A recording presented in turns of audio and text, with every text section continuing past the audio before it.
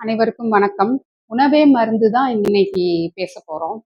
Epstein ஃபைல்ஸ்ல ஊமத்தப்பூவ use பண்ணி நம்மள ஒரு ஜோம்பி மாரி ஆக்கிடுறாங்க அப்படின்னு சொல்றாங்க.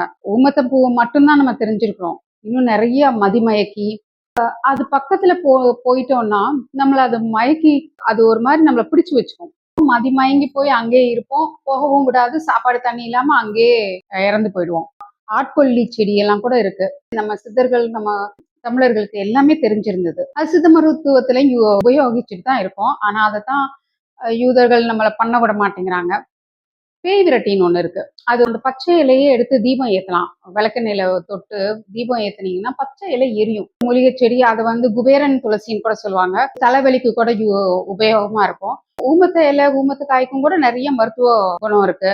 எங்க பார்த்தாலும் ரோட்ல எல்லாம் நம்ம புங்க மரம் பார்க்கிறோம். அந்த புங்க மரத்தோட காய எடுத்து அதோட கொட்டையை மட்டும் எடுத்து நச்சிட்டு, வறுத்துட்டு நச்சிட்டு, அதையும் உப்பையும் வறுத்துட்டு அதோட சேர்த்து பல்லு விளக்குனா, பல்லு சம்மந்தப்பட்ட எந்த நோயும் வராது. பல்லு அவ்வளவு ஸ்ட்ராங்கா இருக்கும்.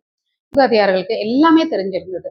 அது எல்லாத்தையும் அழிச்சிட்டு நம்ம இப்போ ஃபார்மசியில போய் எல்லாத்தையும் வாங்கிட்டு இருக்கிறோம். ரொம்ப சிறப்பான உணவு காலையில எடுத்துக்கணும்னா, அது முதல் நாள் பண்ணின சாதத்தை மண்கலயத்துல வச்சு கொஞ்சம் 2, 3 வெந்தயமோ ஏதாவது போட்டு வச்சுட்டு தண்ணி ஊத்தி வச்சுட்டு, பொதுவா வயல்ல வேலை செய்யறவங்க எல்லாம் மிளகும் சின்ன வெங்காயத்தையும் எடுத்து நச்சிட்டு அதோட சேர்த்து சாப்பிடுவாங்க. முதல் நாள் வடிச்ச சாதத்தை மண்கலயத்துல வச்சுக்கலாம். ஃப்ரிட்ஜில் வைக்க கூடாது. கொஞ்சம் தண்ணி ஊத்தி வச்சிடணும். ஏதோ ஒரு காய் நம்மளுக்கு பிடிச்ச காய், கொஞ்சம் புளிப்பா வேணும்னா மாங்காய், நெல்லிக்காய் போட்டுக்கலாம்.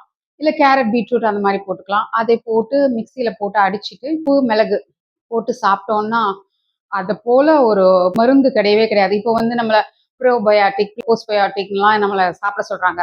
அதெல்லாம் விட சிறப்பான மருந்து இந்த கஞ்சி தான். சீனால எல்லாம் கூட கஞ்சின்னு எல்லாம் விற்கிறாங்க. இந்த காலத்து பிள்ளைங்க ஆர்டர் பண்றாங்க கஞ்சிய.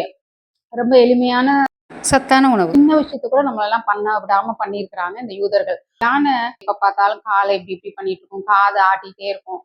படுக்கும்போது கூட அது அப்படிதான் பண்ணிக்கிட்டே இருக்கும் கான்சியஸா.